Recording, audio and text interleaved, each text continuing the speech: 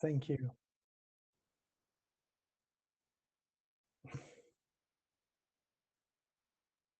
Thank you. You're too kind. You're too kind. Thank you very much for having me. I'm very happy to be here, and let's enjoy a good karate talk.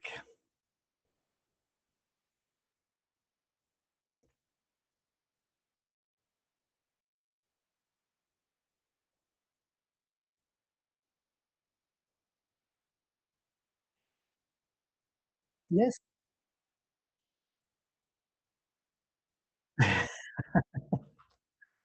Yes, yes. It's a very long road and a beautiful way.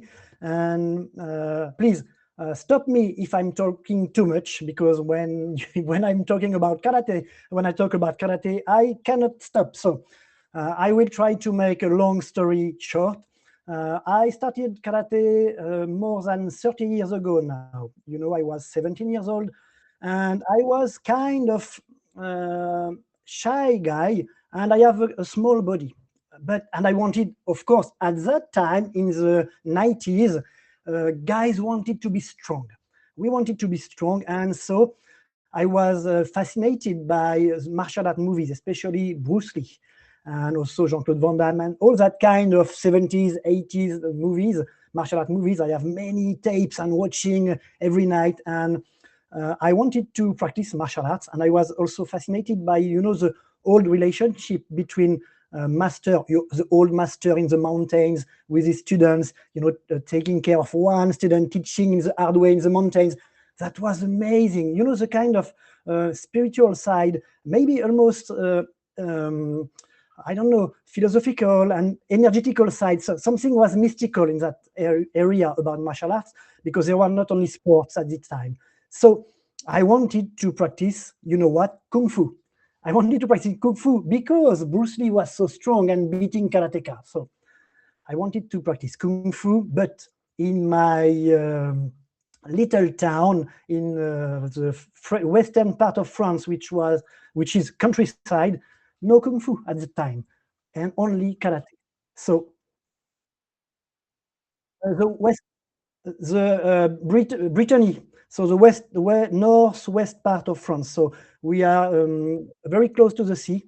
It's a beautiful, beautiful place, like a kind of rainy place, but beautiful, very beautiful place. And we have people there have like a kind of strong character, because it's kind of wild, you know, winter and not so beautiful summer, always raining. So people are kind of introvert first, but kind of rough, you know. And I was educated in that area, and I wanted to grow strong. I wanted to be able, as a small guy, to beat very big guys. So that was like a kind of maybe 15 years old dream.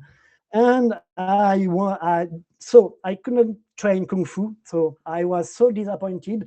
And there was a karate club near my home. So I called the sensei, and explained him I want to train karate and this and that. And he told me, yes, come please. And I came to this dojo, and I have been so amazed by what I saw. This sensei, I was very lucky because, you know, he was in the JK line age, and his own sensei has been training in Japan for more than 1 year in university in Japan. It was his sensei, not so far from my home, and in my story after I trained with that sensei, and he was strong. This sensei was very strong, very, you know, very humble. But when you were in the dojo, wow, it was so scary because he was so strong and but very kind. So I start training with him, and I train almost 10 years with him till my black belt. And I had a quite close relationship with him, and we train like many training camp. I come with him went with him in many training camps, and I was very happy because he has a very, very good karate. So that was my first meeting with karate, and I was so happy. I was so lucky, you know, it was countryside. So because there are many other clubs in the surroundings, but if I had called those clubs, I think, I'm sure today, I wouldn't have practiced karate because that's totally a different flavor. You know, the sports karate, I was not searching sport. Of course, I wanted to be strong, I wanted to fight, but I learned very fastly that being strong is very hard, and you cannot be strong. Strong doesn't mean anything. Strong compared to other people. You can only be strong compared to yourself. And I learned this the hard way with the sensei, and he start my maybe my my education as a man. He give me a lot of values, a lot of um, I don't know how to say, good philosophy. He was so wise, and I was very happy. But uh, I was sorry. Yes,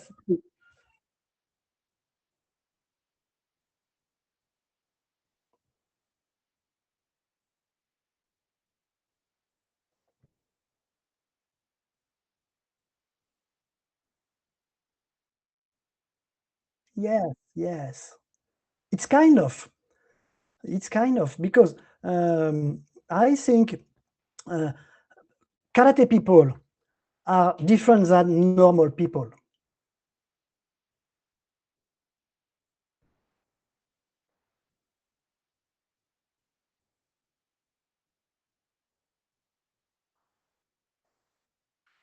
Mm.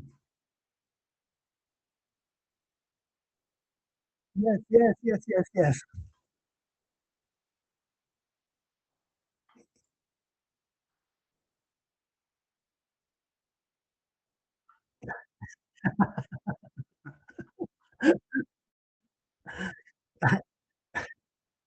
You know,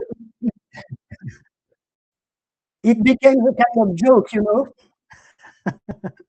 Many people call us like we are training in pajamas, so no problem. Mm, yes,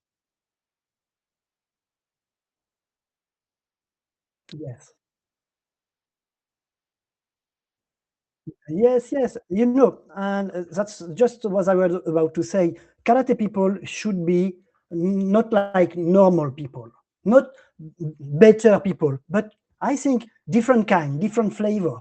Like you said, magical. We can say like have something inside. You know, something like very strong thing that gives them strength inside. And that's why we train martial arts. And I think if a karateka or any other martial art is the same as normal people, is suffering the same problems, and of course we have all problems in our life, but if he has the same kind of reaction when he's facing some problem, I think there is a problem in his martial art journey.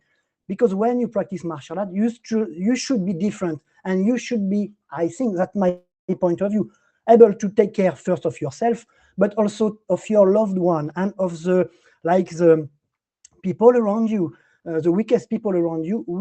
Our mission should be to take care of them. This is what a warrior is all about, I think. So when you say magical, it's that's I think that this feeling when you go in a dojo for the first time and you see, wow, there is a different energy here. People are different. They are kind, but something is different in their eyes. Of course, the power that you can see when you are a white belt coming into a dojo and you see the power of a tsuki, it's amazing. It's really amazing how a human being can reach such power. How is it possible? You know, the kime, how is it possible? And this was, for me, it was very fascinating at this time. And of course, it's still fascinating for me. And that's why I decided to take a very, to dedicate myself to karate. I decided at that time, yeah,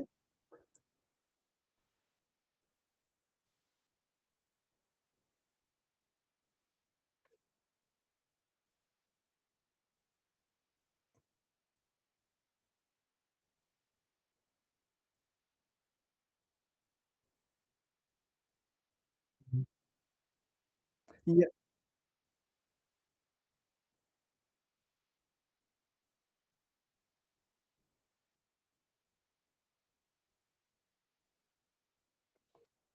I think, thank you very much. And in my case, you know, I'm not a professional, professional karateka.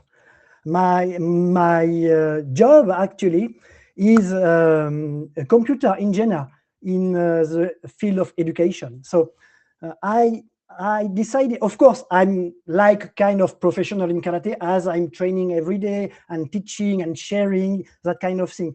But it's more like a kind of duty for me, more than a work, you know. And this started in my very early days. When I started karate, I've never thought that I would become a teacher, a sensei, or you can call just anyway. I never thought that. I just wanted to train because I love training so much. But one thing that I I don't know.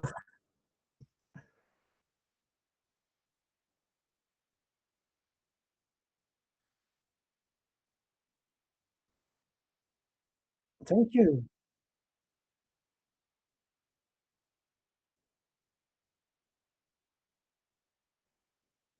Thank you.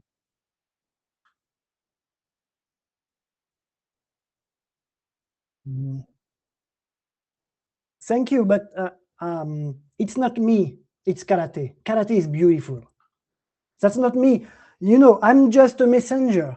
I'm just a guy. I'm not good. I'm not a good karateka. I'm just a guy who dedicated his life to find a kind, not truth, because there's no truth, but kind of um, maybe my own truth in karate. And I just want to be sincere.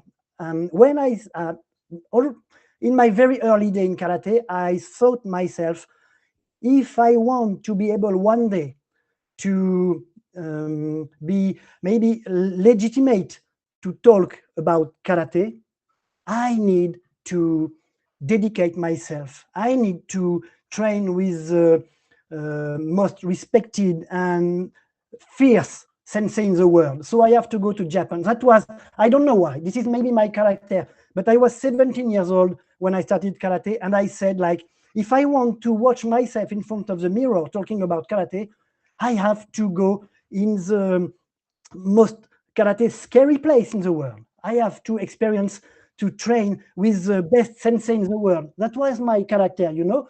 But I didn't plan that to teach karate. I just enjoyed so much the training, and I wanted to be true to myself. I wanted to be true to myself, and if I wanted to like to, I don't know, maybe just be able to talk about karate and my words have meanings, I need to truly train with very good and very like fierce sensei.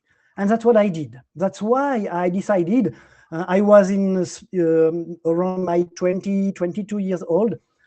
I was in university, and I was so you know I'm working like a computer engineer, but I was in university learning to be a sports teacher. So my you know my way is very uh, not straight, not straight.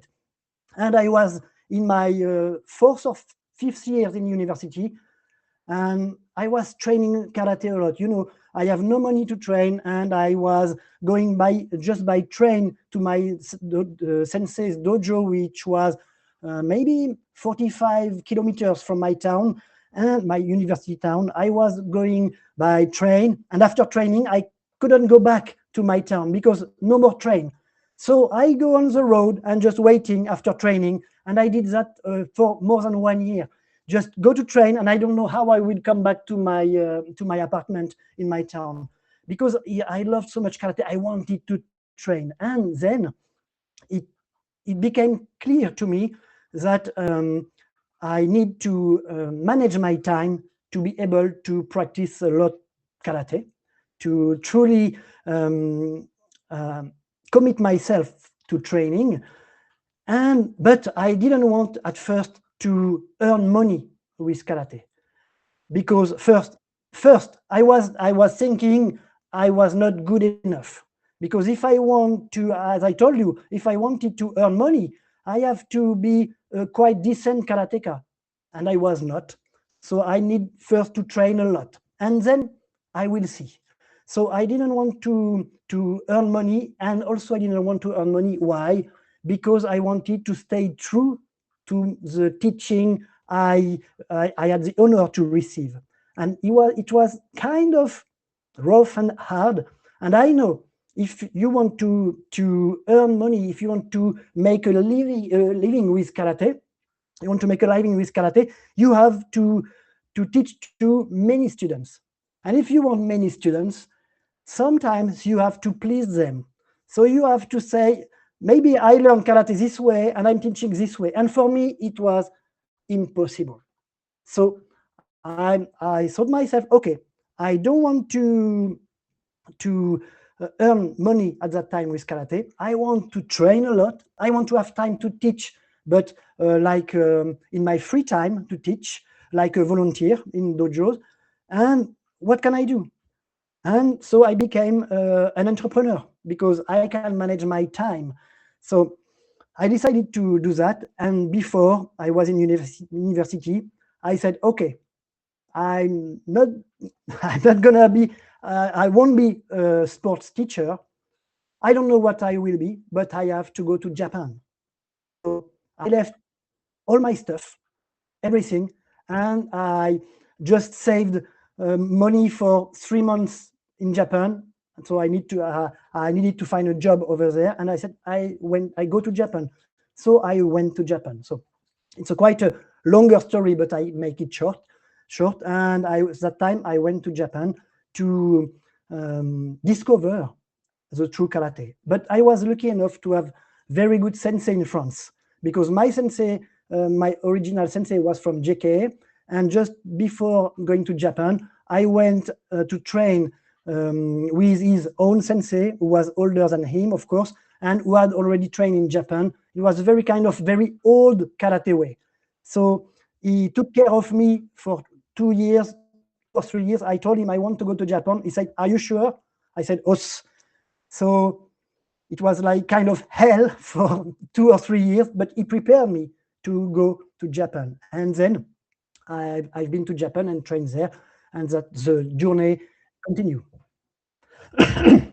Sorry.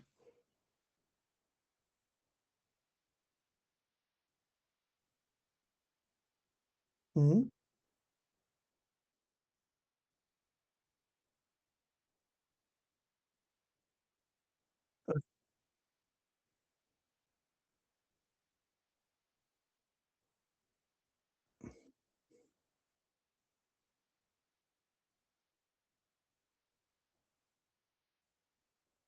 Yes, I already had that feeling inside of me. I don't know why, but I had this inside.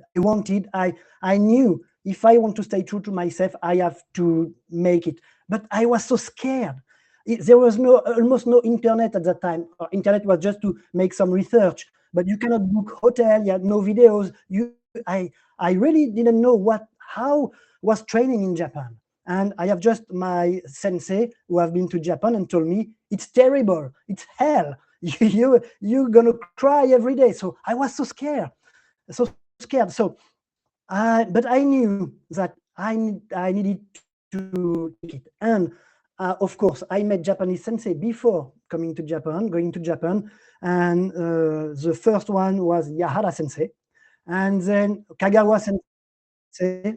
Let me remember. Yahara sensei, Kagawa sensei, Isaka sensei. Isaka sensei was there too. And then we had Kase sensei in France. So I met Kase sensei once before he died. So, and of course, we have Shirai sensei and that kind of sensei in Europe. And I just saw them once, but I saw Yahara sensei, Isaka sensei, Asai sensei, of course, Asai sensei 2 or 3 times. And at that time, I was a brown belt coming to a seminar with a world championship and say, wow, it's amazing. And the first time I saw Yahara sensei, I was just at the breakfast, we were eating before competition. I was not competing, but I was with a group. I was only brown belt. but my senpai were competing, and we were eating breakfast, and I saw Yahara Sensei come in the room.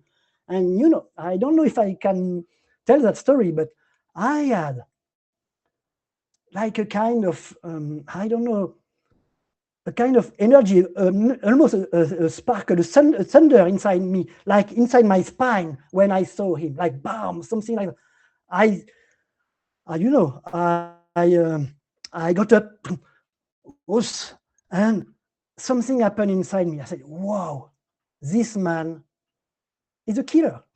He's a killer. He's so strong. He's so he's so." It was crazy. It was amazing. And at that moment, I knew that I needed to go to his dojo. But I was so scared because he was terrible. He was really, really terrible. And at that time, they were like training with him already in Japan, Richard Amos Sensei and Tom Compere Sensei. So they were in Japan before me. So I don't know them personally, but of course I have been in seminar with them and I trained with them. And they were like my senpai in Japan because they already were in Japan. And I saw them with Yahara Sensei. I saw Amos Sensei with Yahara Sensei, and it was so tough for him. And I said, "Wow, are you ready? Do you think you're ready for that?" Yes, I am. So 1 year after, I think 1 year after, I was in the plane going to 1 or 2 years after in the plane going to Japan, and this was a new beginning because I discovered so many things that I didn't understand about karate in Japan. So it was the beginning of a new journey. But I'm so grateful for my sensei in France, even if it was very tough.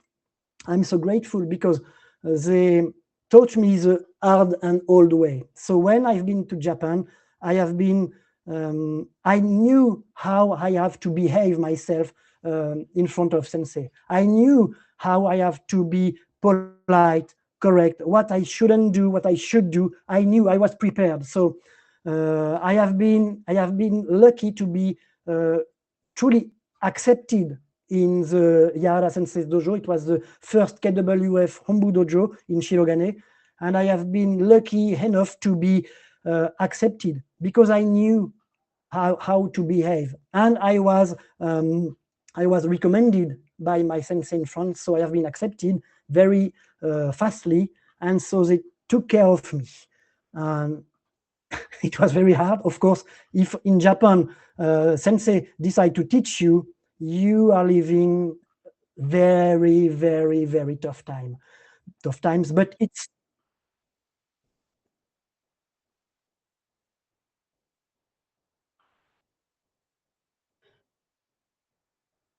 uh, yes, it was Yahara Sensei, Isaka Sensei, then it was Tamong Sensei, Iwai Sensei, and Kawasaki Sensei.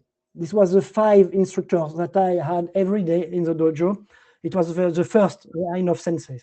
And I have a lot of memories with Kawasaki Sensei. He was, of course, Yahara Sensei was younger, Tamang Sensei was younger, and of course, that's the place I met Tamang Sensei. And I have a very, very strong connection with him because his flavor in karate appealed me. It was same color as me. So, of course, I was there for training for Yahara Sensei's training, and I have to say that I've not been disappointed. His karate is truly amazing. It's the best karate. From my perspective, Yahara Sensei's karate is the best. It's incredible, incredible. And I have been lucky to train, to study with him his own interpretation of karate. And my karate today is half part of this karate. And the second part is Tamang Sensei's part, because Tamang Sensei had, of course, the same technical background as Yahara Sensei, but he added his own interpretation of karate, as we all do when we grow in karate. Of course, it's Shotokan, but it's our own interpretation of Shotokan. And the Tamang Sensei's interpretation is more in the, more in the, not in the technique itself, but more in the feelings. atmosphere. You know, he's not teaching like many fancy things, many fancy bunkais, beautiful kicks, things like that. He's teaching from the inside, something that happened in, you know, in your belly, in the tendon, and from there he's teaching the feeling, you know, feeling in kumite. You don't learn kumite with drills. You learn kumite with the feeling in front of a partner, how to react and to feel the atmosphere. So it's an amazing teaching. And Tamang Sensei, from my point of view, you know, I've attended hundreds of seminars all over the world, especially in the JK side, because I've been, after my KWF time, I've been part of the French JK team, and I've trained in many, many different seminars, and I've trained in JK Ombu Dojo in Japan also. And I've met many, many sensei in the world, and the best sensei in the JK lineage. But from my point of view, the best teacher is Tamang Sensei. Because why is the best teacher? Because some people are training in karate and they are not improving. They continue to train and they don't know how to improve. You know, they are like, there is something which blocks them. They are locked in their place, training hard and cannot improve. And many sensei teach them, do this, do that, this drill, this new, try this new drill. And their karate does not change. And I've witnessed this many times with Tamang Sensei. They come to see Tamang Sensei. He's just seeing his karate and said, okay, just do that. He's touching him and boom, karate their karate is changing. It's amazing. I saw very good karateka and their karate changed, became like a big step in their karate, just because Tamang Sensei, when he teaches to people, is not from his perspective. He goes inside you, you know, he become almost you, feel what you have inside, and he perfectly knows what is the next step for you, not his own step. Many sensei are teaching, I'm here, I'm do this, do that, do like me, but I'm brown belt. How can I do your maybe spinning huracan, your ushirogeri, or I cannot, your fancy bunkai? I cannot. I'm just a brown belt or a first dan or second dan. I need to learn first the basics. And Tamang Sensei doesn't teach from his special things in karate. He's teaching for your own next step. So for people, for students, it's amazing. And that's why I've decided later on my journey to follow him more closely and engage myself, commit myself to NSKF and follow his way. But so it's just like, I'm sorry, digression, but it's like I was at that time at the KWF Ombu Dojo. He was one of the sensei. So my training was 3 times a week with Yahara Sensei. It was a black belt class. I have, of course, morning training and evening training every day. And morning and evening training were Kawasaki Sensei, Iwai Sensei, Isaka Sensei, or Tamang Sensei, one of these 4. And 3 times a week was Yahara Sensei. So it was quite intense. And the first 3 months that I spent in Japan at that time, I also trained in a university. And my sensei was Maeda Sensei in Nihon Daigaku, Nichidai. And I'm lucky enough to train there for 3 months. And I've been part of their Kangeko, their winter camp. It was so tough Kangeko. But it's a great, great memory today. So that was my beginning in Japan with that line of sensei, and started with the university at that time.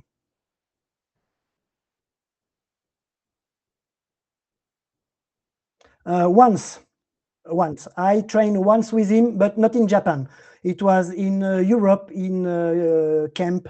And in Japan, I met many people from JSK, like Nagaki Sensei and other people. Maeda Sensei was a student of Abe Sensei, and university Nichidai, where I was close to Abe Sensei. They didn't belong. They were like no politics in that university, but they were very close to Abe Sensei. So I didn't meet him in Japan, just some sensei from JSK, but I met him.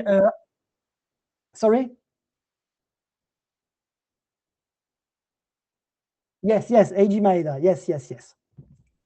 I was in so the Kangeko in it was in Niigata in the mountains, and it was Maeda Sensei. He was so rough with the student. It was very like the very old way. This university at that time.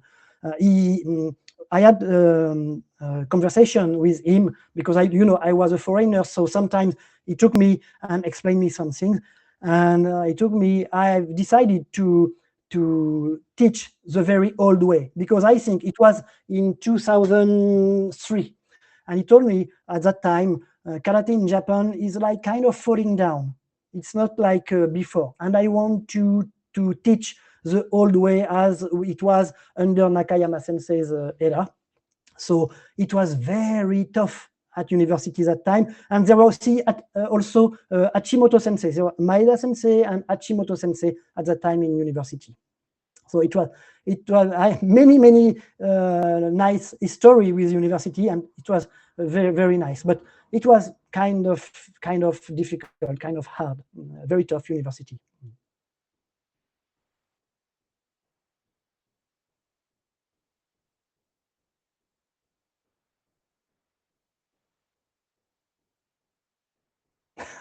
I have many stories. I don't know, but one story at university. I was always like very shy, and always try to do my best to fit in Japan. And it was 3 months after my first day in Japan. I was in Japan for 3 months, and Maeda Sensei, it was the beginning of a new year for university in Japan, and they make like a festival demonstration for people to invite people in university's dojo. So he told me, please, we are going to make to show karate to people, and I want you to be part of the demo.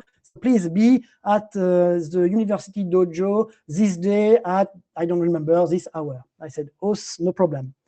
And I thought, okay, I know where is the university. I studied many times the map, the subway map to go there. And it was maybe 1 hour of train. So to be safe, I took 2 hours. Okay, I will be safe. And I'm going to the university, to the dojo, and nobody was there. What's this? And I start to be very scared, where are they? And I had a mobile phone. I bought a mobile phone in Japan, and the university captain called me. Where are you? What are you doing? We are waiting for you. People are waiting. You should be there. What? People are waiting. And Sensei will be mad at me. So, and I said, I'm at this station. What? It's not there. It's 1 hour from here. I'm going to find you. So the two captains of university took the train and came to my place and came with me to the dojo where the festival was. I came, Sensei, Os, gomenasai, Os. He was mad at me. He said, go put your dojo again. So no warm up, nothing. I said, do kankudai in front of everyone. I was very bad at kata. I was no good. And I was so scared, I was shaking like that. And okay, I did my kankudai, not good. And I was like, it was a shame for me. And how can I did that? And the university captain came to me. And, in France, I learned kankudai, and the kicks I learned in France, it was the Kase Sensei style. You don't do keage, you do yokogeri kekomi in kankudai. But in Japan, JK style, you do keage. And so I was only 3 months in Japan, and I was still making kekomi in that kata. And I finished my kata, and the university captain was in Seiza close to me, and he said to me, nice kata. It was a great keage. But it was a kekomi, it was not keage at all. So I felt so ashamed. I'm so bad. So I don't know how to say, but this day, I learned how to not take yourself too seriously, because I was so serious. I tried my best, but I was not good. And I had to accept that I was not good. And from there, try to grow. And I didn't say the captain, it was Kiage, you know. I said in my inside, I had inside myself, ah, was, uh, Nicola, you have to work very hard. It was funny, it's a funny story, but you know, I still remember it. And sometimes I think about that kind of stories because um, you don't have to take yourself too seriously in karate because there are many strong people. You try to do your best, you try to share what you believe, and you try to stay true to yourself, but you can only give what you have. So if it's okay, it's okay. If it's not, it's okay, because you only give what you have. So this is one story, but yeah, sorry. uh,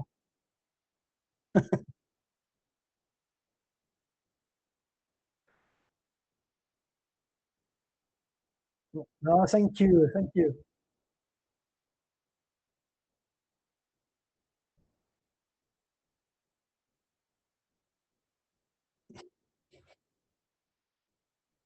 thank you.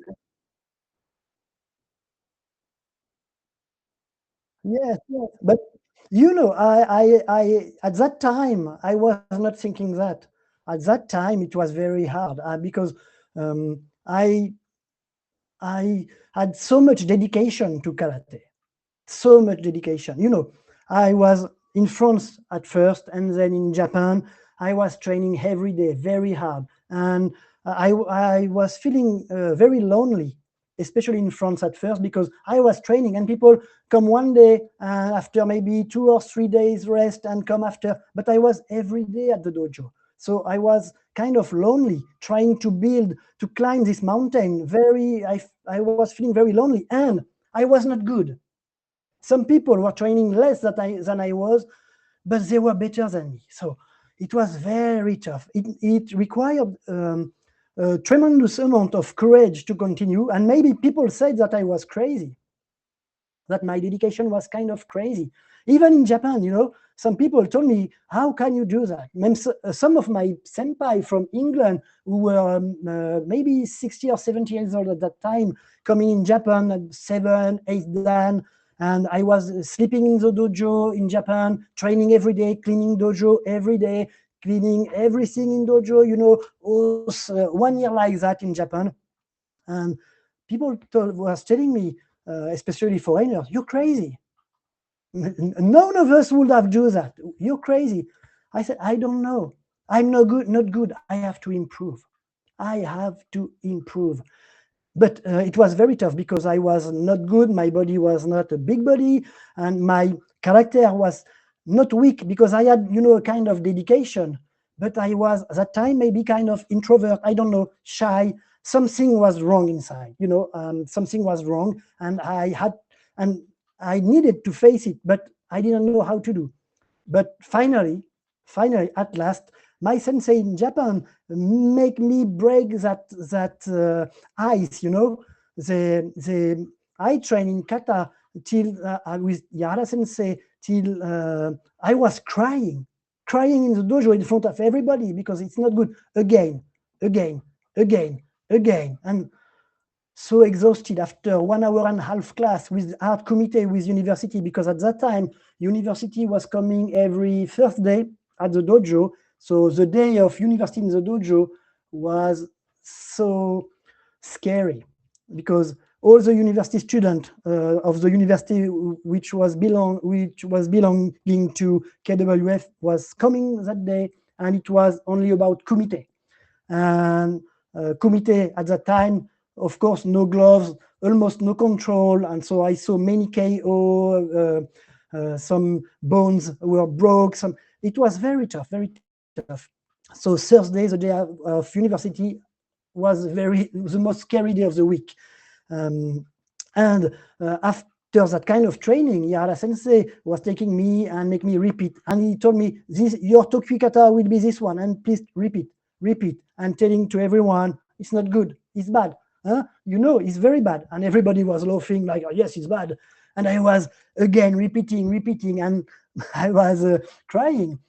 So that kind of training helped me so much because I was not allowed to give up, and it was not a possibility for me. It was not a question. It has never been a question. Even in the hardest day in my karate life, I've never thought once about quitting, because karate is so beautiful. I'm weak. It's not karate. I have to get stronger to understand more karate. I have to fight myself and make another step forward, because karate is so beautiful. So there was no question about giving up. So I tried, and finally, it took me, of course, years, but finally I understood how not to take yourself too seriously. And it totally changed my karate life. And of course, my progress, because the day I start to laugh about myself, my tsuki is bad, my kata is bad. Yes, I'm sweating. It's too hard. My legs are shaking. I have blood. I'm laughing because it's not a game, but it's kind of enjoyable thing, because you are growing, you are alive. It's beautiful, and you can only display, show, give, share what you have. So that became my kind of, not my motto, but almost, and my philosophy in training, and that changed my progress, and I make a kind of step forward. And it was great for me to understand that. At that time, of course, I didn't understand, and I was trying hard, pushing myself, and sometimes pushing too hard, almost breaking. But this is the way, this is part of the way of karate. And I know that the previous people who have been in Japan before me for that kind of commitment have lived the same thing. So I was thinking, okay, they survived, I have to survive too.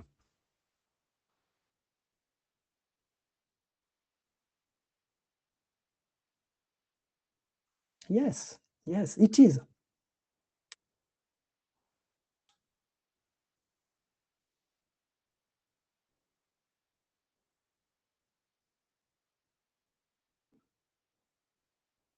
You're right, you're right.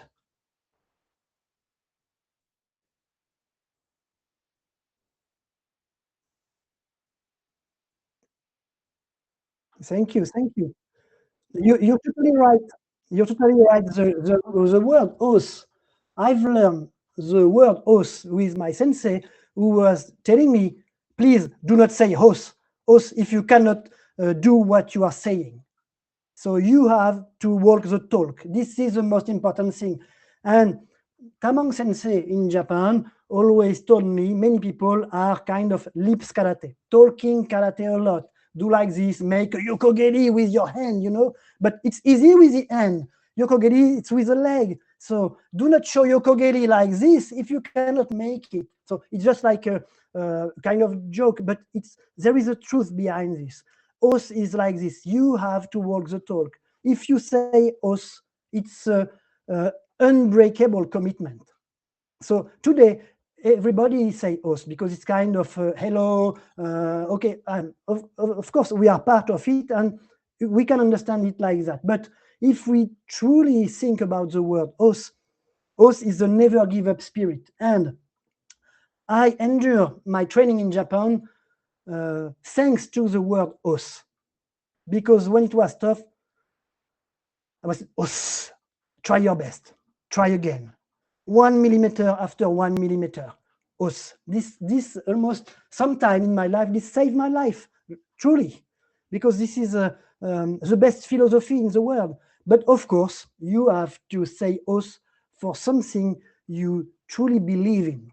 You have to say os to people you truly respect and believe in, because you can be abused with that kind of, your commitment can be abused. So you have, as a warrior, to have a very clear vision. You have to be clever, but you have, when you decide your way, when you find your path, and you know your journey will bring you to that destination, you have to follow it. And now you can say os, because you know that this is the way for you, and what you will earn on the way is behind this os, this commitment that you do, and that will help you to grow and to to build your karate, build your character, and also to be useful to people, and to make karate not only a word, to make karate a beautiful way of life, because karate is more than a sport, more than a word. And this is my perspective. I'm sorry if I'm offending people. Karate, I see too many people who are talking karate. And karate is first and foremost about training, sweating. Of course, when we get older, I'm almost 49 today. It's not old, but I cannot train like a 20 years old guy. I cannot, because my body cannot recover from very tough training. Like the time I was in KWF Hombu Dojo and training morning 2 hours, evening 2 hours, and Saturday at university morning, and Saturday after training 4 hours. You cannot make it when this kind of training when you are 45, 50 and more. You can maybe make one training, but you need 2 or 3 days to recover. So this has no meaning if you push yourself like that. Of course, we have to train, we have to sweat, but we have to have more. Yes.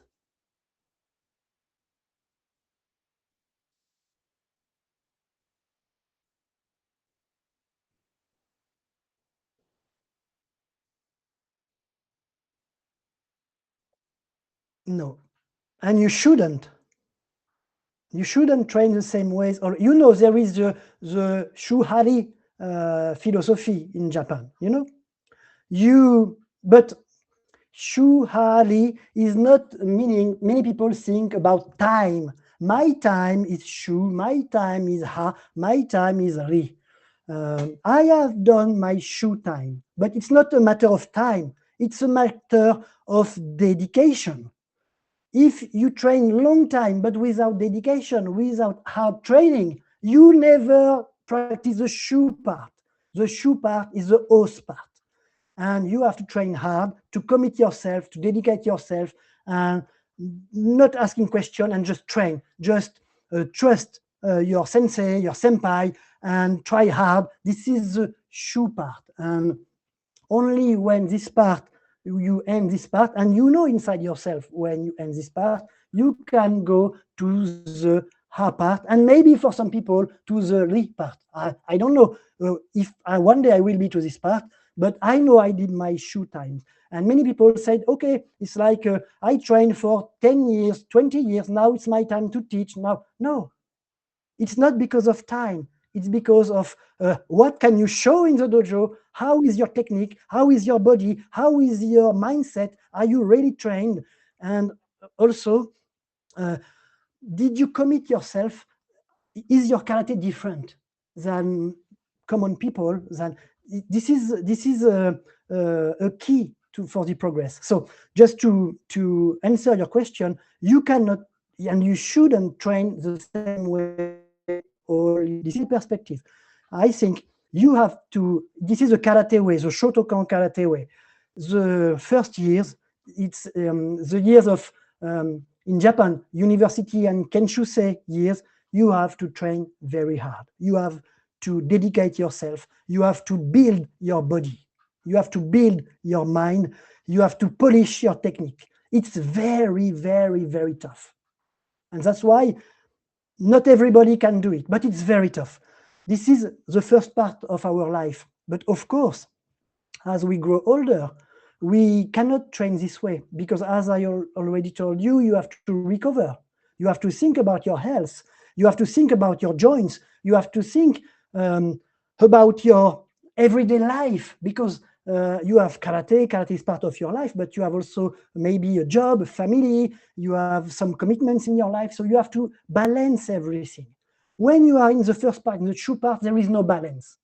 Balance come after, come lately in life. First part is just dedication. Then you have to balance.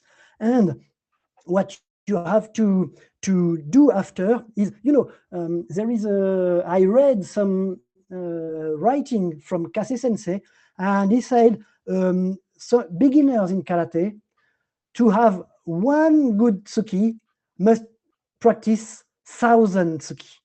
So you practice when you are young karateka, you are not maybe 3 or 4 dan and over. You to have one tsuki, you have to practice 1000 tsuki. Sorry, I speak in French, 1000 tsuki. But when you, sorry, when you are like 3, 4, 5 and up, but I mean real third dan, real fourth dan, fifth and up. If you practice to have one tsuki, maybe you only need 10. So you can improve with less training. You can improve more than a beginner, and that's totally normal. Because when you have strong foundations, you know what you are looking for in training. You try to feel again the feelings that you felt once in training. You try to reproduce again that feelings. You try to improve that feelings.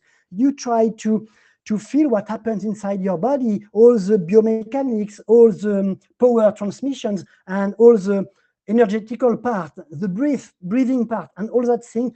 You can have a kind of mindful training, because you know your destination, you know why you are training. So you need less training to improve more.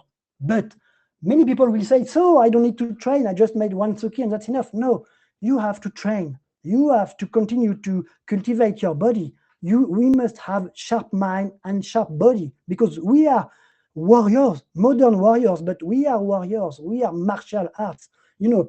Martial arts, there is the word martial. This is not game, this is not sport. We have to be kind of different human. We have to be not like sports. Our training must be harder than the training of most people, and even of sportsmen. But of course, when we grow older, we can train hard, but we have to manage the training. And maybe cannot train every day very hard, but we can train maybe one hard training, then light training, then more like stretching, more than feeling. There are many different ways to train and improve, but we cannot push ourselves like young people. I think this is my point of view, and I see many people who try growing older because they didn't have their young time training hard, and they try when they are 40, 50, 60 to train like young people, but it cannot work. And sometimes I find it's maybe a little ridiculous, because you are not young. You have to accept who you are. You have to accept that if you have never been a world champion when you were 20 or 30, if you are 60 today, you will never be. You accept. And that's not a problem. Everyone has his own way, his own journey. That's not a problem. So we have to grow older. I think we have to manage our training into a very smart training, and it's possible to improve. And I saw many people improving with Tamang Sensei's training. Just give you some advice, and your training is changing. We need the physical component, of course, but we have to manage this physical component. We have to sweat. We have to get more flexible, and it's possible, even we are older, it's possible to continue to improve our flexibility. And in Japan, I saw old sensei training at maybe 75, 80, and still moving smoothly in the dojo, still kicking effortlessly. It's beautiful. When I witnessed that, I said, I want this for me. I want to grow like this. I want to be able to one day, when I will be old, still be like free in my life, in my own body, and be able to move and to have such a good health. And karate, well-practiced karate, can lead us to this destination, I think. Of course, you can have some disease, and that's another topic. But if you don't have any disease, you can grow old with good practice, good karate, and continue to improve, I'm sure. But we don't have to compare ourselves, of course, to the current JK world champion. We can be inspired by technique of young people, but we should, if we have trained all our life, to be further in the way than these young people. Of course, maybe my technique is not as beautiful as the current JK world champion. Of course. But in karate is not just the kata on the competition. It's not just the kumite on the competition. This is just a small part of karate. But it's like the commercial part, like the tip of the iceberg that everybody see. But karate is more than that. And we, as senpai of those people, must display more internal things about our karate. But we must have good foundation, good technique, good basic, and fast, powerful. We must know how to build power. This is part of the technique of karate. But I think we cannot continue to train the same way during all our life. But we have to continue training.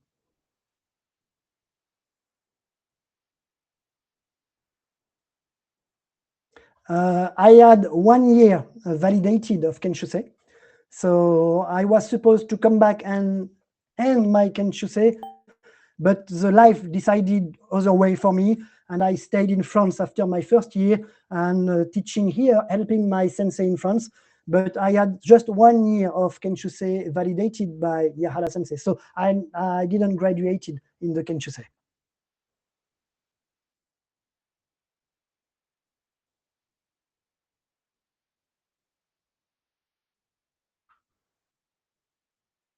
Mm. You know, when I was in France, I was lucky enough to have good sensei. So our training in France was quite in the same way. I mean, in the atmosphere of the training, in the global way of training, it was kind of the same type of training. But what I learned in Japan is that often in Western countries, we overcomplicate things. In Japan, training was very simple. You don't make big motions if you don't need to make big motions. You want to go from the starting point to the end point with your oizuki, you go straight.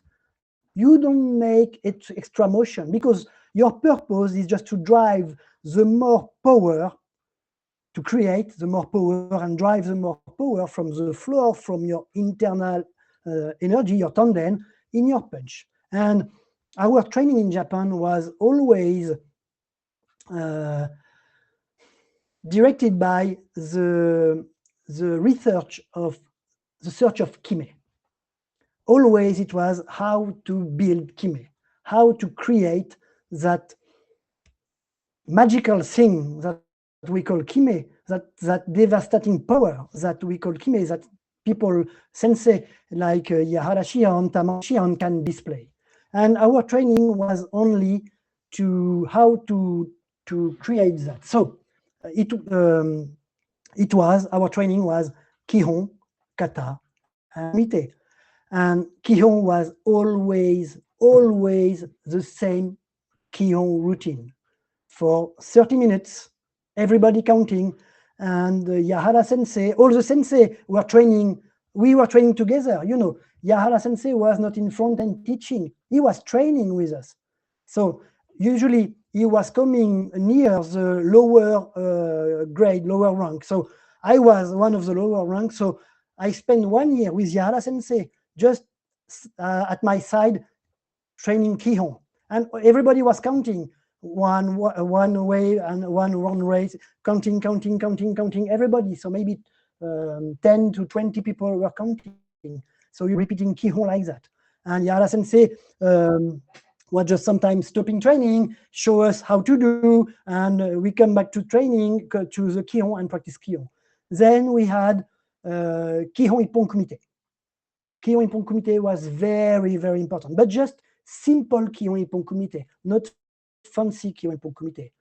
So it was Jodan, Chudan, Maegeri, Mawashigeri, Yokogeri, Kekomi, and Ushirogeri, and that's it. So left, right, and you make it with maybe 20 20 times with 10 or 20 different person, you make Kyoipon Kumite.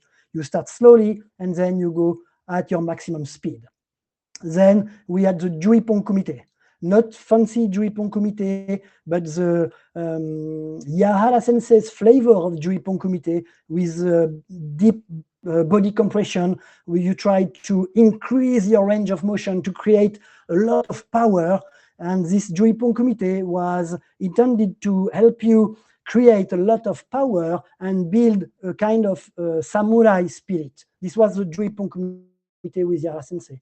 And then we had the Jukumite. And Jukumite with Yahara Sensei was not shy, not with a referee, not you don't stop. You go in front of your senpai and you start your kumite, and it ends only when it ends, when Yahara Sensei said stop. So, when I was in Japan at first, I was always on the floor being kicked and knocked down and again. My senpais and sensei were kind to me because I was not too much injured. Little blood, you are little cut, like you have some, your bones are hurting maybe, but you are not like, not too often have very big injuries. Sometimes, but not too often. So, of course, it's very scary when you go in that kind of training. I was weak. I don't know. Maybe I was weak, but every class with Yahara Sensei, I was so scared to go to his class because I never know how would the class go, because Yahara Sensei, and it was very, very tough sometimes, very, very tough. But I was always scared by this class.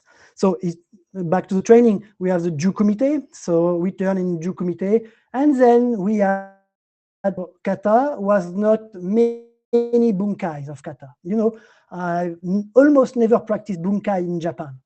Sometimes, but almost never.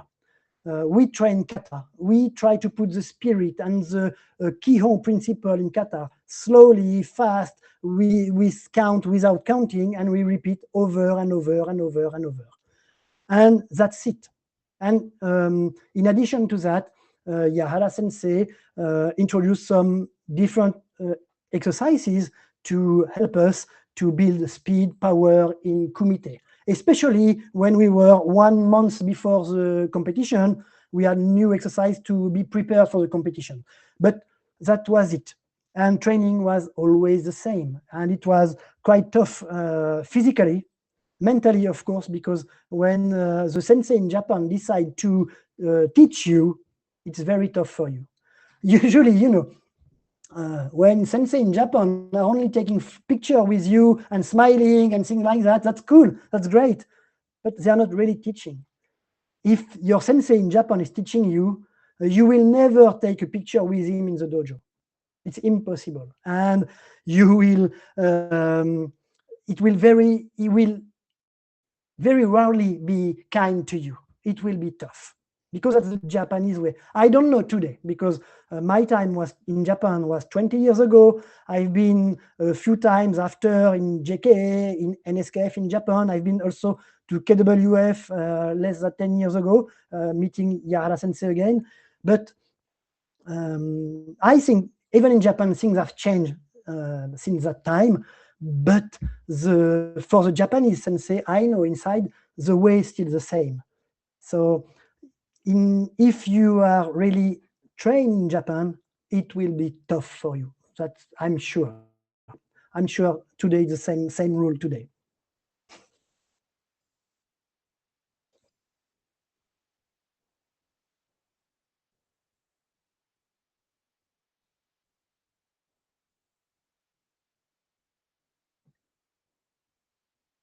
Yes, yes, yes, of course, sure.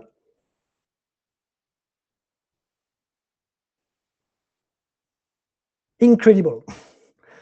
Yahara Sensei is the most incredible karateka that I've met. I've met many karateka, I've been in JK, Ombu Dojo many times, and you can see many great, awesome senseis there. I've trained with Tanaka Sensei, Osaka Sensei, Ueki Sensei and many others in JK Ambu, and they are all great.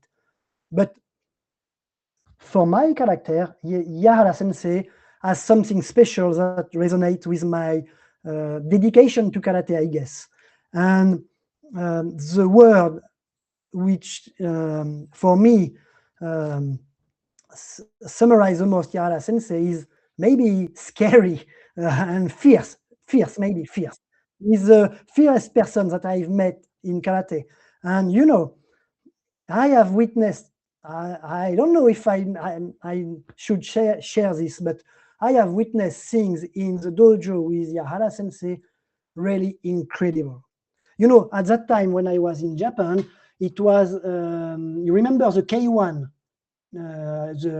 it was before at the beginning of the UFC. You had the K1 in Japan, very big guys competing, and in often in training, Yahara Sensei was mad about K1.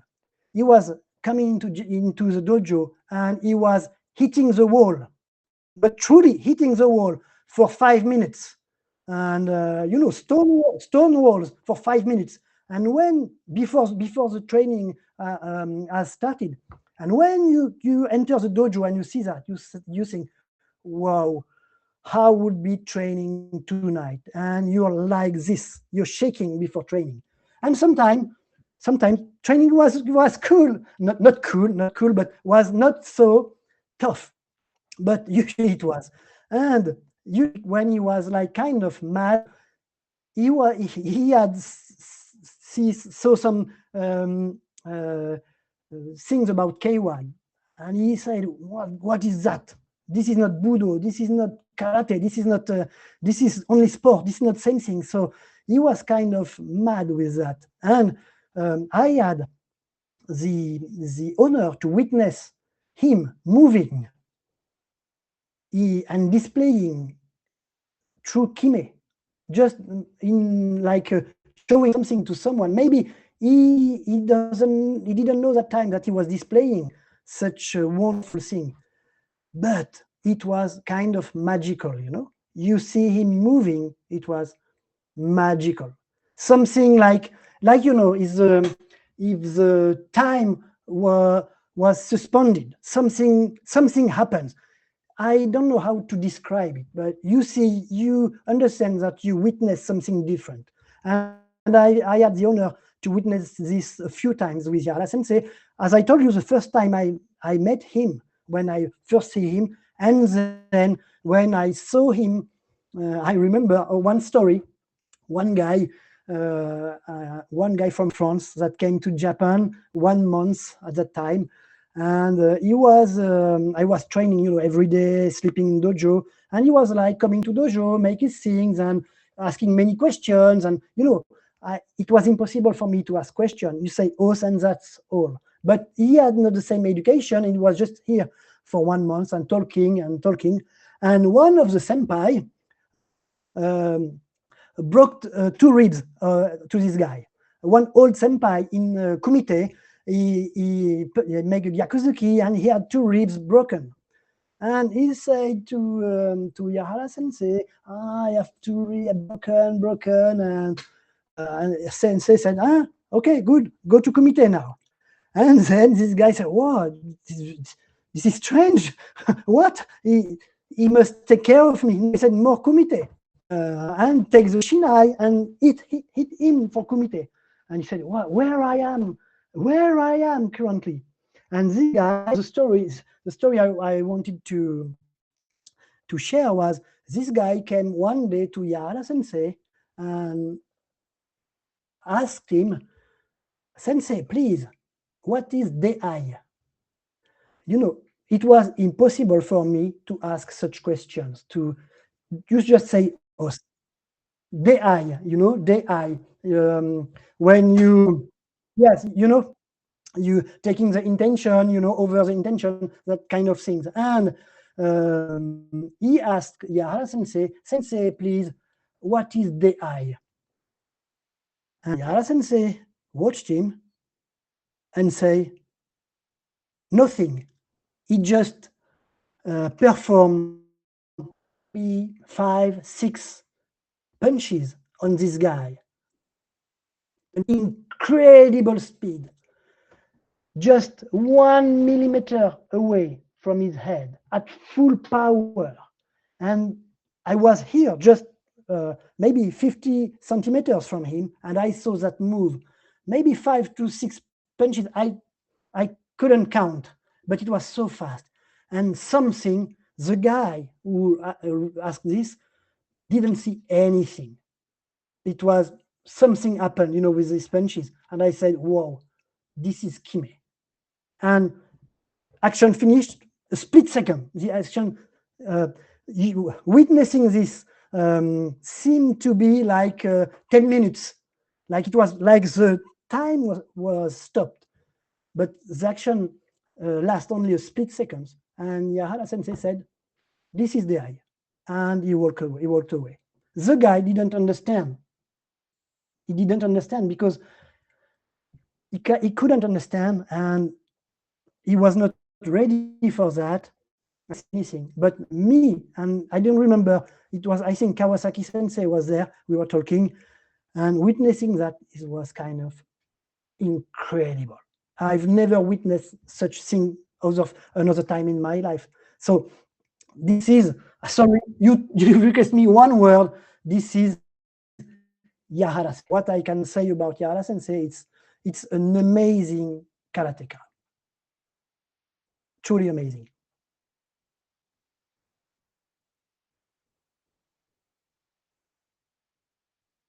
Yes.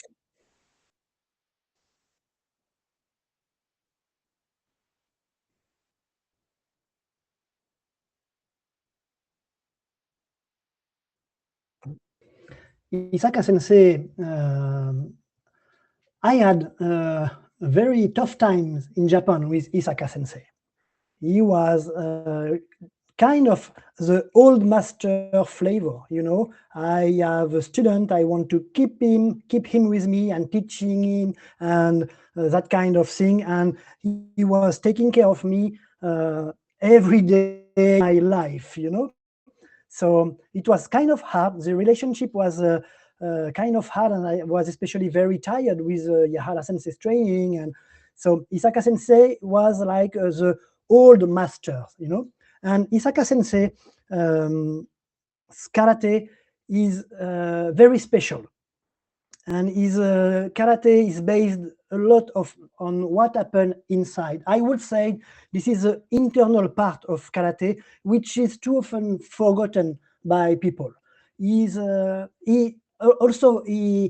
doesn't care if you wear t-shirt or gi or short or anything. His thing is training. He was, I don't know today, but when I was in Japan, he was training all day. He was coming in dojo at 9 o'clock, 9 o'clock, and he was in dojo till the evening class. And he was staying in the dojo all day, training and teaching. So training for himself, teaching, and he was working a lot on flexibility, a lot, flexibility and strengthening.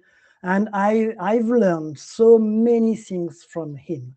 And his karate is kind of misunderstood, because people who were training with him didn't understand how to apply what he was teaching in Kihon Ippon Kumite or Ju-Ippon Kumite, things like that. But he's teaching very deep inside the core principles, the subtle changes that you can have inside your body. So it's a very, very interesting karate, and he was very open to train himself in fitness gym. He had a personal trainer at that time, and he was studying modern stretching and strengthening principles, and he was adding it to karate. It was very interesting, and his life was karate only. He didn't know how to live outside a dojo. It was amazing. He was really, he was only karate. So his dedication was a real example, and his body also, because he was very flexible, he was very strong, he was training Makiwara every day, and he was training very slowly, and he tried to challenge himself. Maybe when he was 45 or 50, maybe older, in competition. So he was in constant research in karate. Very interesting sensei, and I keep for myself. I've never taught what I learned with him, because he requested me to teach that, but uh, I've never found people who are really ready to learn that, because you need to have very strong foundations first. But I keep that training for myself. I keep my self training. I have a lot of exercises that I've learned with him, that I still using myself, and sometimes I'm sharing some of them with some people who want to work more on flexibility, core strengthening, that kind of thing. And I use something that I've learned with Isaka Sensei. But he was kind of the old way sensei. Very interesting person.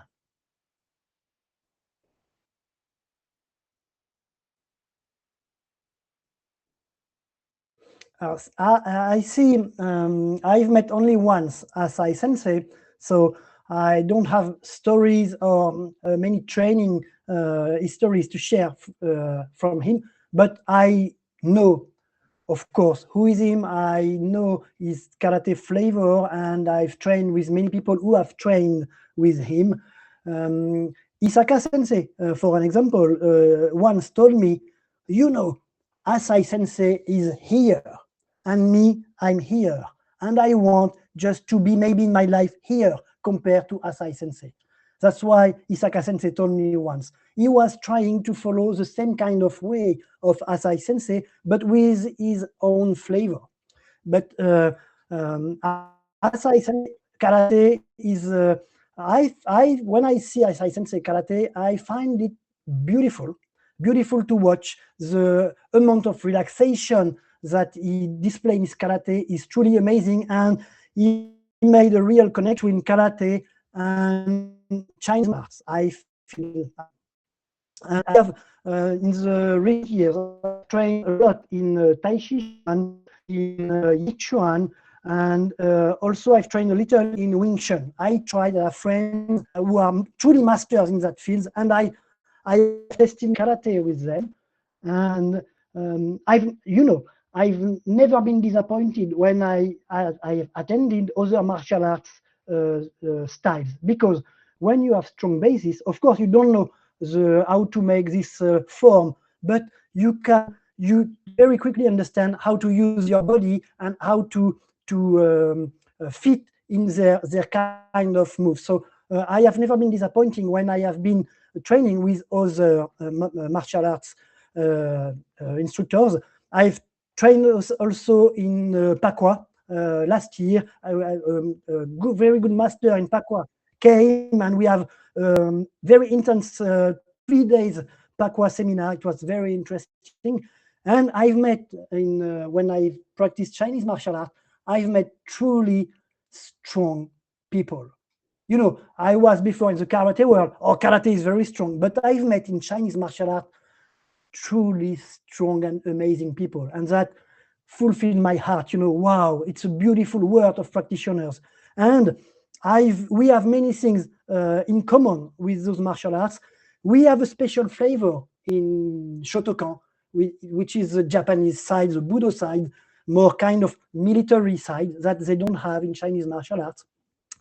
And of course, I feel personally that we have very, very strong karaka, like Yahara Sensei, that kind of, you said Okasaki Sensei, this generation, Enoeda Sensei, Shirai Sensei, Kawasoe Sensei, amazing and powerful karateka, truly amazing.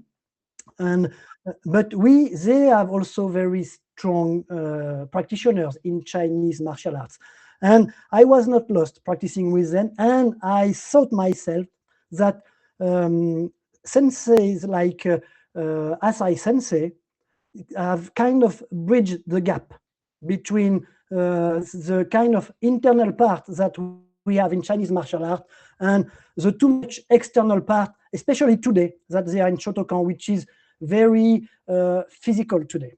And the Asai Sensei, my feeling is that he came back to the roots of karate, and he expressed it his own way, with creating his own kata, his own way of moving. And of course, if I was training with Asai Sensei, if he was still alive and training with him, of course I will try to do what he teach.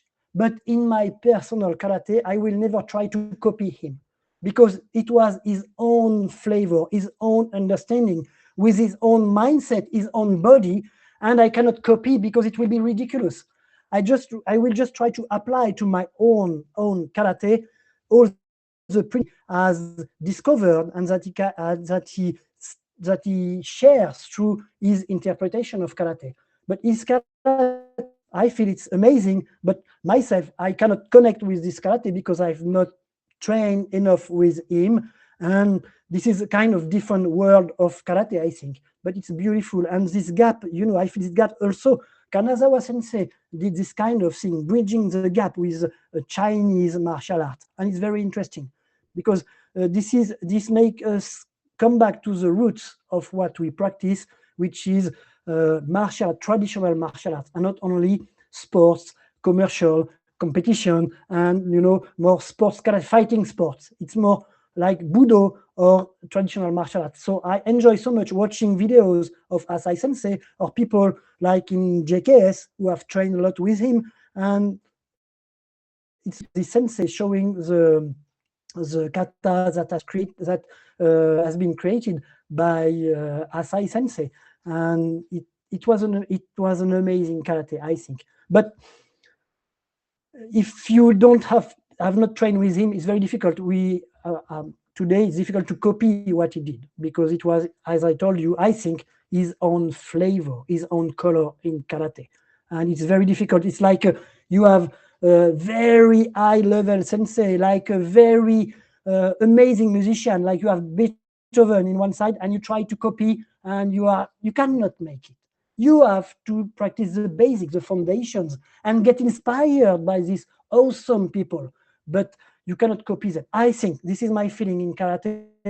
That's I emphasize on the work of basics, techniques and bunkais and things like that. Always come back to the basic, which is that our Gyakuzuki must work.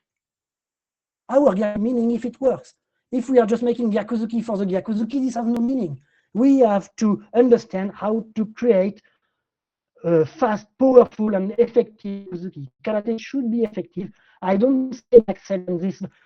It's not my subject, and I don't like this debate because it has no meaning today. But when you practice a punch in karate, it has to be effective. It must have a purpose, a meaning inside. And that's why my motto in karate has always been, I like to share this because it changed my karate. It's try to give meaning and intention in every breath you have inside the dojo. This is very important, because when you do that, your Gyakuzuki is changing, because you know why you do Gyakuzuki. I remember one training camp with Tamao Sensei 10 years ago. It was in Europe. I don't remember, in Estonia it was. And we are in training camp, and it's always tough with Tamao Sensei. So first day, first training, everybody is training kind of relaxed.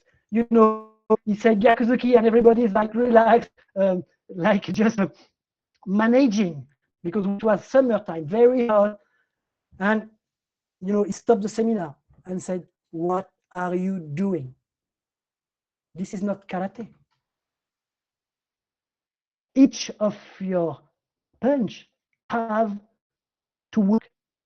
You must try to put power and speed if I requested you to do so. Otherwise, it has no meaning. Please go and run and do fitness, because it's the same thing. You have to train with a purpose and intention. So please change." and we were all very scared. So everybody changed. And after the first class, everybody was KO, and the seminar was very long. But he was right, of course, of course. This is the difference between karate and sport. So I don't know how from Asai Sensei I am to this point now, but this is the inspiration that has been given from the particular flavor, beautiful flavor of Asai Sensei, and the pragmatic side that we have to cultivate in our own karate, because we have to master the basic first, and if we want to go further away on the path. And if we only copy people and practice many fancy things, it's difficult if we don't have strong basic before. I think I'm a huge fan of working hours of Zenkutsu Dachi and how to decompose the technique, how to create the compression of the body, how to drive the power from the floor through your body, create connection between the lower part of the body, the upper part of the body, and your tendon. I think this is what karate should be, but this is only my own perspective and my feeling and interpretation of karate is, and is very vast, and I don't own the truth, of course. It's just my vision. You're welcome. You're welcome.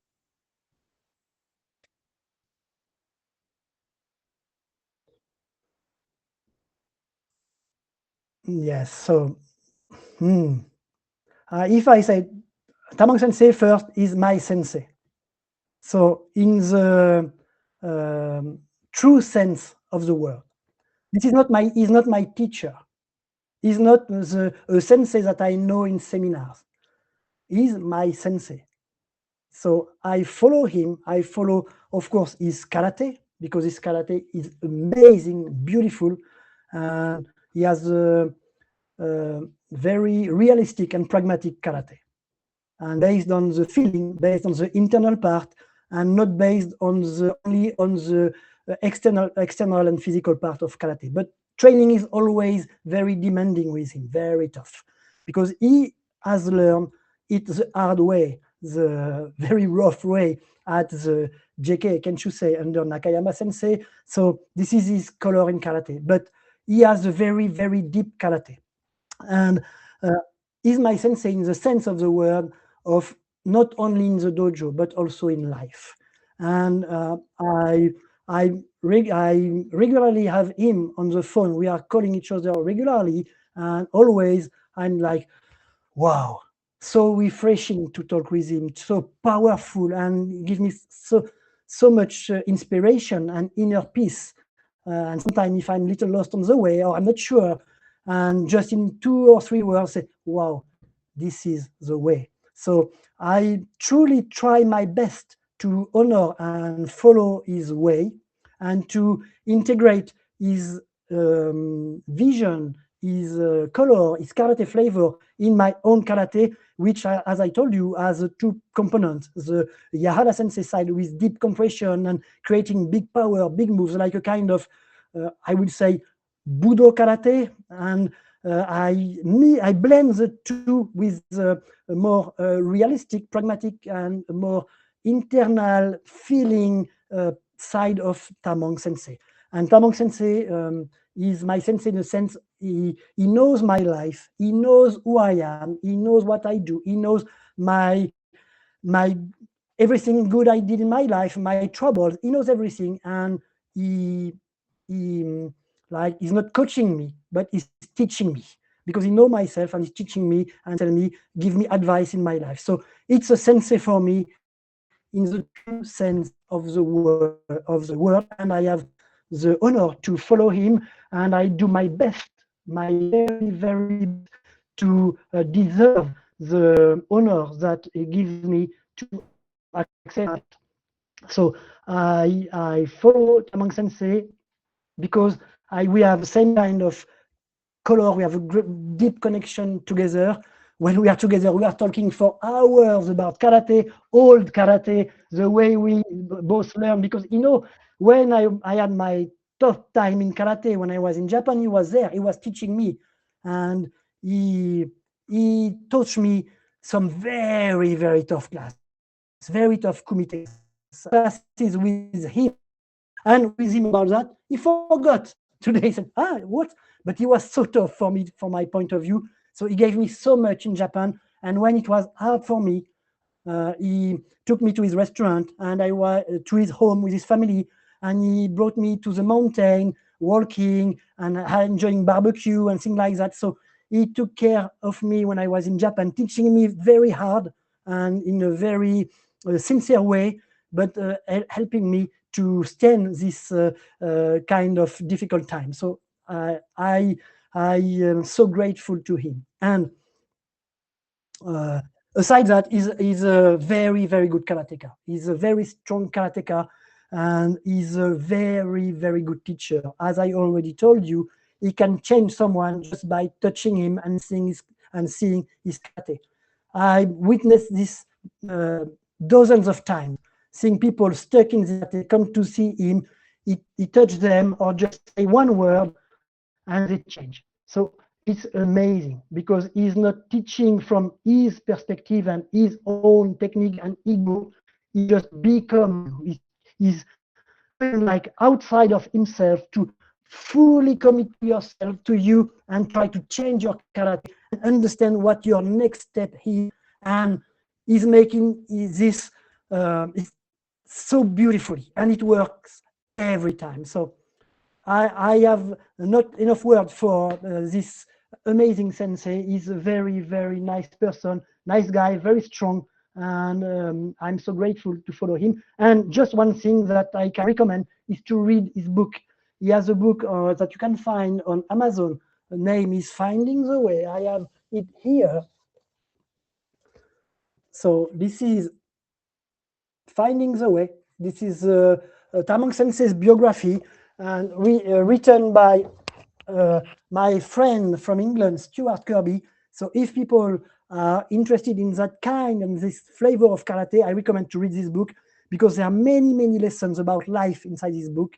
And it's great. For me, it's the best karate book. It's not a technical book, even if there are some tips at the end about technique, tanden, and how to use your body at the end of the book, but it's more like a journey, the description of a journey in karate with many beautiful lessons about life. And of course, he's talking, has many stories inside the book about his Kenshusei time. So it's a very interesting book.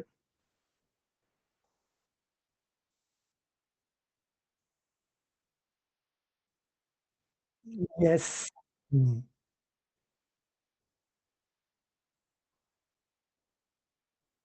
Yes. Oh, yes. Yes. I more than teaching in line, I'm sharing in line. I try to share what I've learned, what I've understood in karate, and I try to share and maybe inspire some people. And if some people, if it's useful for some people, and if it inspires some people, that makes me very happy because I have so much thing inside to share, and I want to spread it, to share to people, just because I'm so lucky, to have this path. I'm so lucky about this journey that I've been on and that I'm still on. I'm learning every day. I'm training every day. I'm discovering many things every day. I'm so lucky for that. So I try to share with people uh, in line, in videos, in private community, and also I write some articles sometime to share my points, my perspectives and points of view in karate. So it's more like a sharing than a teaching. I record some classes, but it's just because I want to share the principles and philosophies that are behind. And of course, it can go further away, but it's a beginning. It's a beginning.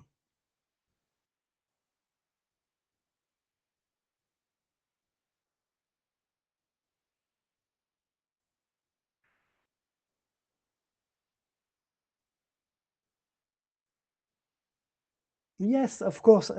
First, my project is to continue my journey, to train, continue practice, explore, sweat, continue improve because I'm inside my body every day and I feel the leaks. I feel the gap. I feel the possibility of progress. I feel when I making something on the right side and I feel okay, pretty decent, and the left side, whoa, ugly. It's not good. So I feel that there is um, uh, how to say, there is a possibility of progress. I know that there is a gap that I can continue to close. So I just want to continue to train, enjoy my karate, my training, and of course in my karate I have integrated some yoga because I practice a lot flexibility, and yoga is for me like an internal journey, but also about flexibility. And it at one point it's sometimes like a kind of, I would say, missing part in karate. The internal side. We see many videos, many things, and it's always about the ego, the beautiful kicks. Of course, I participate in that because I spread videos, and that's like a game, like that's part of the game. But karate is more internal thing and more personal thing. And with yoga, I have learned to go deeper inside myself and integrate this principle about breathing, about energy inside my karate. And I discovered that this exists in karate, but it's not taught, but it exists in karate. And yoga is very helpful also for recovery when you have tough training, but you want to train, but your body is so sore that you cannot train. You can make some gentle yoga adapted for karate, and sorry, and you will continue to improve and to focus on yourself, go inside, um, feeling what happened within yourself. This is part of the journey, and I cultivate this way through yoga, of course through karate, but yoga is like a friend in that journey. So my project is to continue to train every day, to share that with people who would like to get inspired with what I do, would like to learn. If this resonates with people, I'm happy to welcome them. I have an online community. The address is yushingeiko.substack.com, and it's a Substack community. I share articles, I share training videos inside, and people can join. There are free trainings, free articles, and there is a paid community also. And these are my project. Continue this beautiful way, enjoy the way, and meet many friends like you, people who are making a lot of effort for karate, and I'm grateful for that. Thank you to you to give us the opportunity to share traditional karate, meet friends on the way, continue to travel to Japan and train and enjoy. This is a life, and this is a treasure that karate can give us. I think. You're welcome. You're welcome. Thank you. Thank you.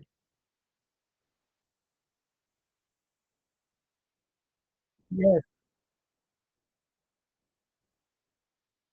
We are on the same mountain. We are climbing, and sometimes we start our path on a different side of the mountain. But as we climb, we get close to each other.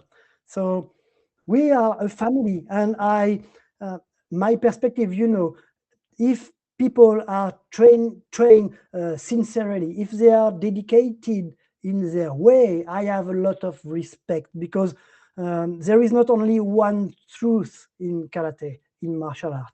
There are many interpretations of what karate is, and karate is so big that nobody can pretend to own the truth. But if people have a great dedication, if they are training sincerely, if they are sweating, I have a lot of respect for them, because this is how should be I don't know, practice the way. We should walk on this path by practicing, not just talking. And I enjoy so much to meet people like who are on the same path. So thank you very much for the invite. It's an honor to be there. and it has been a very, very nice time together. You're welcome.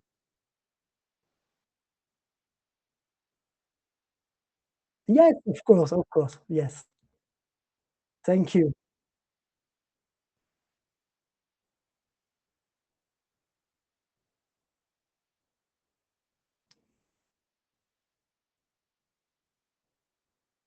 was